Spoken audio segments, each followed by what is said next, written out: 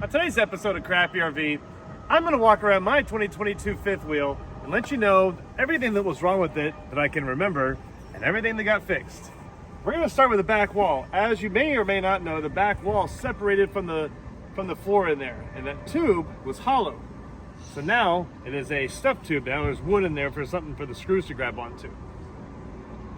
The gutter up there was leaking. I think they fixed that, I'm not sure, don't remember. The skirting completely buckled.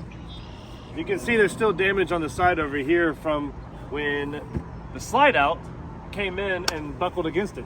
This Slideout has moved this way and this way, but apparently that's been fixed. This is our third awning. The first awning failed. The second awning came back ripped. So we finally got that third awning on there. Moving on, looks like we are still missing the outlet cover for our outside outlet. We have a part of the gutter up there that is still split after 4 mobile mechanics have tried to fix it. This is our first awning, but it is ripped up front and it doesn't close all the way, and it still leaks after 4 different visits from a mobile tech. That light up there, that's where the water leaks and hits the light and bounces onto the door. We've had this door realigned twice and it's been re-caulked up there. Moving on to the basement. This basement door has been replaced one time. We've had a mobile mechanic try to fix it twice and the factory tried to fix it once. So finally got that new door on there and it still leaks. Moving on, this little piece of weather stripping right here has completely fallen off. That was fun because I was driving down the road on that one. These little handles right here that hold up the basement door, they were rusted and they were replaced 8 months ago at the factory and they've rusted again. Oh, and they weren't aligned right, so they moved it. There's a scratch up here that they still say it's just a scratch, but I can feel it and it feels like it's a really bad nick.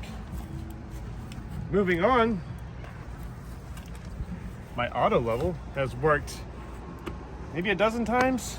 It's actually not working right now. So my sensor in the back fell off. So the auto level has only worked a few times. It's not working right now. Underneath, we had the gray tank and black tank that was mislabeled. So the bottom has been cut, and I've actually had to zip tie it closed 2 times. Oh, the fun part, a hot water heater that caught on fire the other day. So it melted the strings, the lines coming into it. So we fixed it, but I've also smelled something since then, so it could have broken again. Moving on, this slide, the fun one. So this slide, I think, is because of the defect on the rear wall. This slide wasn't going in and out properly. So the first time they fixed it, they found that the teeth underneath had been completely shredded. So they fixed it at the factory.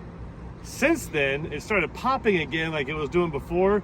So I'm assuming that it's being shredded again. But you can also see on one of the bars here where it's hitting the slide rockers when they go in. So every time we press the button for it to come in and out, we cross our fingers and hold our breath.